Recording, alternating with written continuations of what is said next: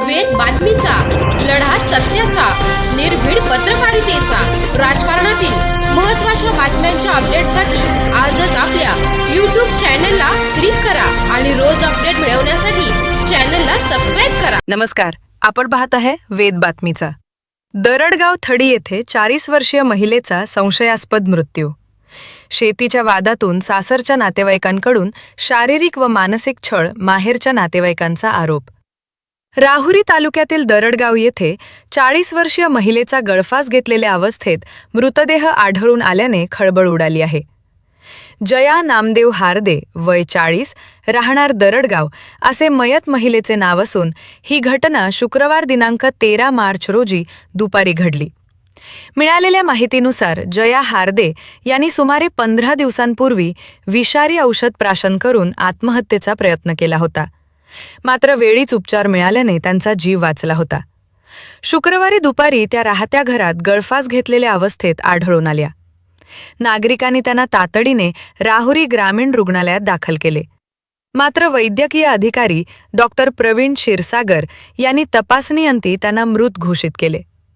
मयत महिलेच्या मुलगा-मुलीने शेतीच्या वादातून सासरच्या नातेवाईकांकडून शारीरिक व मानसिक छळ होत असल्याचा आरोप केला आहे. रावसाहेब रभाजी हार्दे, मच्छिंद्र रावसाहेब हार्दे, कल्पना मच्छिंद्र हार्दे व लक्ष्मी रावसाहेब हार्दे सर्व राहणार दरडगाव यांच्यावर संशय व्यक्त करण्यात आला असून संबंधितांवर कठोर कारवाई करण्याची मागणी नातेवाईकांनी केली आहे.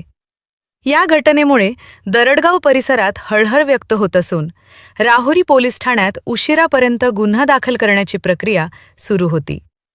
वेद बातमीचासाठी जलिंदर ढोकणे, उंबरे. माझं नाव शुभांगी शशांक वाळके आहे. मी जखणगावमध्ये राहते. माझी आई आज मृत अवस्थेत सापडली आहे. 15 दिवसापूर्वी तिला औषध घेण्यासाठी मजबूर केले होते म्हणून पण ती वाचली. आज तिनं फाशी घेऊन आत्महत्या केलेली आहे. आज मी त्या लोकांची नाव घेत आहे ज्यांनी माझ्या आईसोबत छळ केला आणि फाशी घेण्यासाठी मजबूर केलं. रावसाहेब रभाजी हार्दे, मच्छिंद्र रावसाहेब हार्दे, कल्पना मच्छिंद्र हार्दे, लक्ष्मी रावसाहेब हार्दे या त्या लोकांची नावे आहेत.